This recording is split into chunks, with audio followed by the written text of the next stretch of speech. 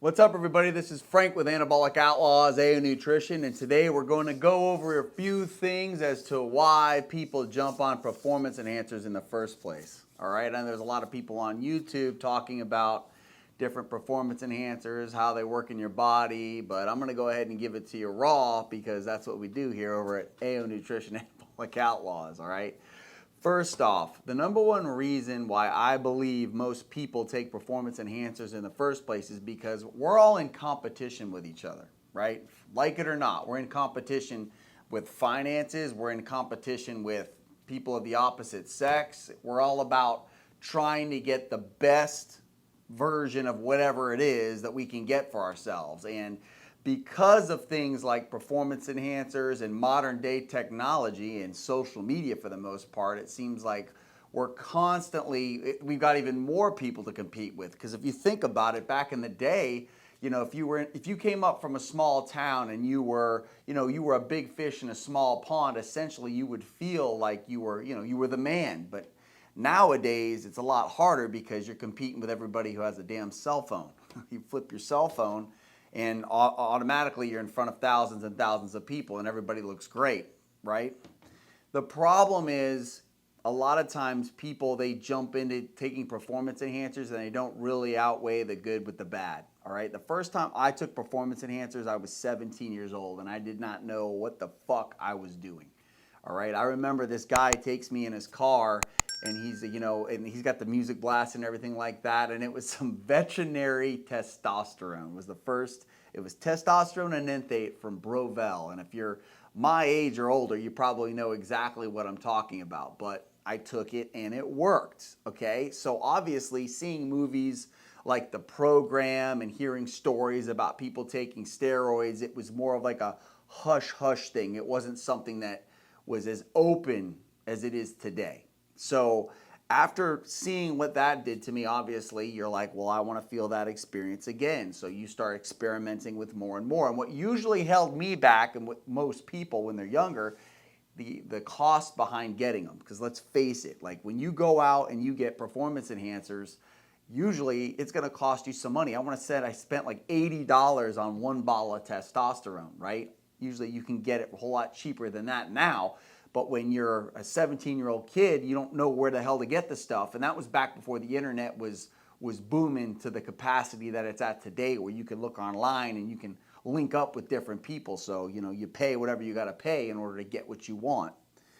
I'm noticing, especially with younger kids, because it's almost like I look at these guys and I'm like, I see them walking in the exact same footsteps as I did back when I was in my 20s, all right? It's like I had the back acne, I had the bloat, I didn't know what the fuck I was doing. I remember like when I would take a piss, it would be almost like a red color, and it would take me a second to take a piss. That automatically tells you that you're having issues with your prostate and your kidneys. But a lot of people, you kind of blow it off when you're younger because all you're about is getting those gains, and you don't really focus on all the other things that are necessary. Like when you take somebody who's, I don't know, over the age of 35, they're concerned about more than just the gains. They're like, okay, well, I want to make sure that I don't do anything to myself that could potentially harm me down the road. So they spend the extra money on the damn, on the post-psychotherapy, on the anti-estrogens, on getting their test levels back up, on whatever they need to take in order to have a smoother cycle, whereas a kid is just going to go ahead and get whatever makes them big. That's usually what they're going to focus on, and they'll worry about all the side effects later.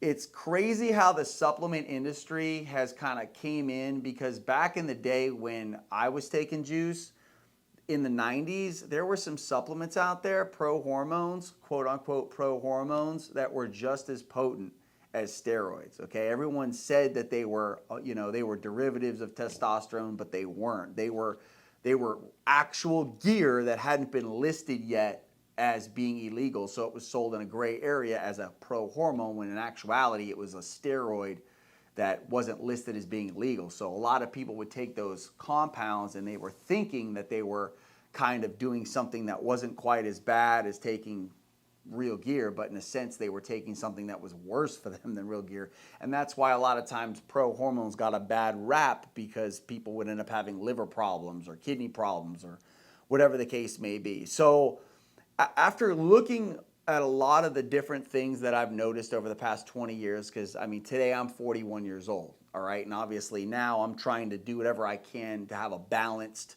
and obviously I want to be on performance enhancers. And most people want to be on performance enhancers because obviously it gives them an edge, it makes them feel younger, but they don't want to be on them to where it's actually hurting their body. And believe it or not, guys, where you get that shit matters.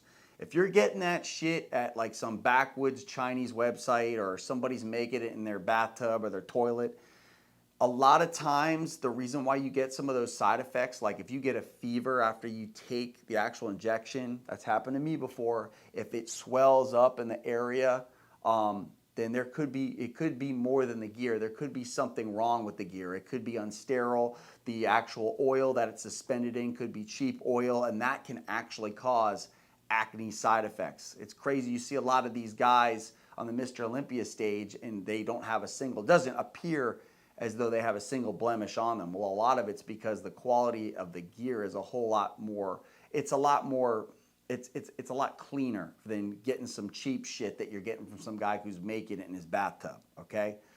So it's like this, after going through the journey that I've been through, and then obviously, I'll be honest with you guys, I used to dabble in it, and then I said to myself, well, what's the real difference between performance enhancers and supplements? Like, what's the real difference? And that's where, because before I was a lot more educated on the actual performance enhancers than I was on supplements. I didn't really know how the different andro compounds work in your body. I didn't know how these precursors work or these different plant sterols work in your body, and you'd be surprised how similar they are.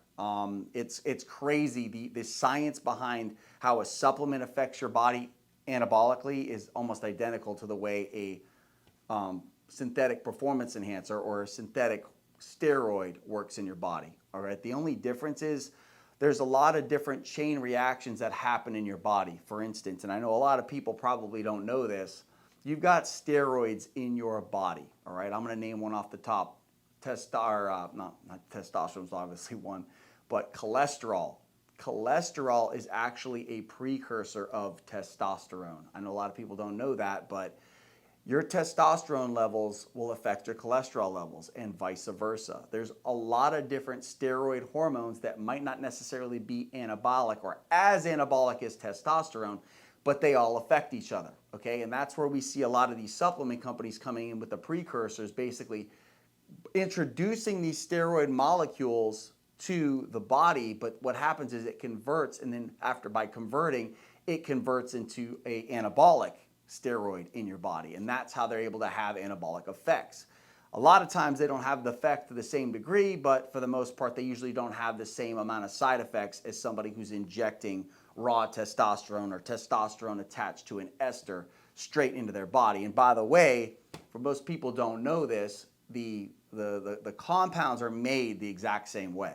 They're both made through yams. You basically convert that cholesterol molecule that's abundant in that yam, and that's how you get the different steroids, the synthetic steroids that are out there. And that's also how you get the supplements that are considered anabolic supplements or precursors. So it's all coming from the same animal for the most part. So with that being said, after thinking about the past 20 years as far as what I've been through and what I know and what I've seen, it's almost like there's different stages in life where people, like when you're a young kid, all you care about is being jacked because you want to be able to impress the girls and you want to make sure all the dudes there are afraid of you so nobody tries you when you're at a bar, or nobody wants to fight you because you're jacked. That's usually what most people think when they're in their 20s.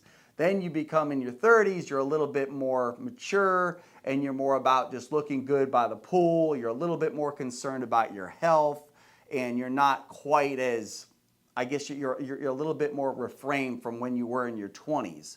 So you're more apt to investigate stuff and see exactly what the right stack for you is. That's not everybody, but that's most people. By the time you hit the 40s, you're worried about longevity. You're worried about a whole lot more than just, hey, what you can put on a bench press, because you figured out by age 40, nobody really gives a shit about that, right? But with all that being said, I understand why a lot of people decide to take performance enhancers. And I always blame the social media And I always blame, there's a lot of people out there that are giving mixed messages about, okay, you know, do this workout, eat this food, take this shake, take this supplement, and you're going to get the same results as me. Where I'm telling it to you guys 100% straight. Not 100% of the time you see these guys out there, they're all on performance enhancers. Yes, they might do some of the stuff that they're preaching, but for the most part, the performance enhancers is the true missing link as to why they look the way they do and you look the way you do, or somebody who's trying to look the way that they do, okay? The biggest things that most people don't want to accept is diet and exercise and training and discipline are going to be the most important key factors when changing what you look like. It's not the steroids, okay? It's not the supplements. It's diet and exercise. All the other stuff are minor additives. Yes, you can't get the same gains naturally as you could being on a performance enhancer or even an anabolic supplement. If you're somebody who's on precursors to increase your testosterone, you're not a natural athlete, okay? You're not. If you're taking plant sterols that mimic the effects of testosterone or anabolic compounds in your body, you are not a natural athlete. You're not. You're enhanced, okay? But let's face it, in today's world, if you're not enhanced, you're below average because everybody's fucking enhanced wherever you look. You know, you looking on Facebook, YouTube, Instagram, everybody looks great, everybody's enhanced. So let's face it, pretty much now in today's society, you're pretty much forced to get on something in order to keep up with what everybody else is doing. It's the same thing. It seems like on social media, everybody's making millions of dollars online. You know, everybody gives off the impression that they're rich millionaires. Everyone's got these big badass houses. They got a beautiful woman on their arm. And a lot of times, the one thing you guys got to keep in mind is even though that might be what you're seeing on social media, that doesn't necessarily mean that it's reality. And here, I'll bring up some other key points, okay? You got people on Instagram. Just because they've got some great pics that might or might not be Photoshopped, that doesn't mean they look like that year round.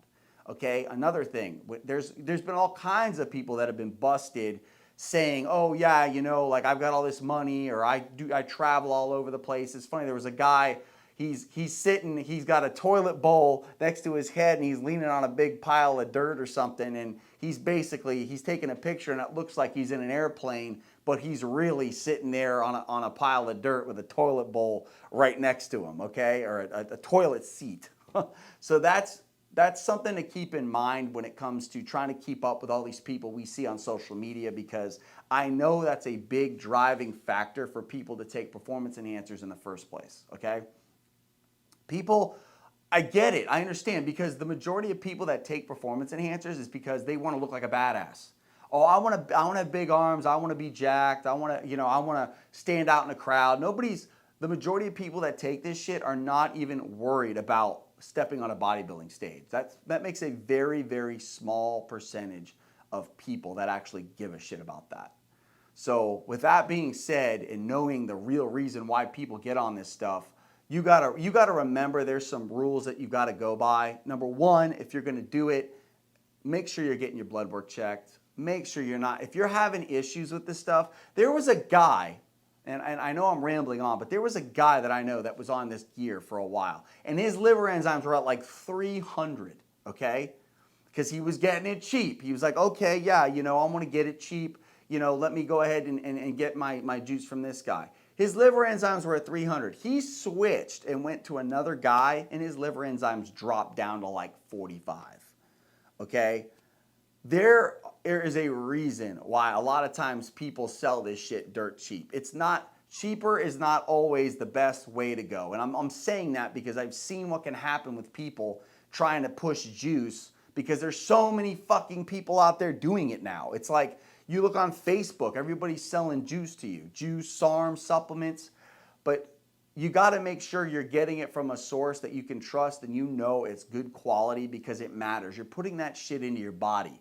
Okay, and obviously those pennies that you're saving up front by getting the stuff from some backwoods Chinese website versus going through a legit source, you will pay tenfold over down the road with acne medication, and that's if you're lucky, acne medication, then you start fucking up your liver, your kidneys, and all these other organs that you have that are vital organs.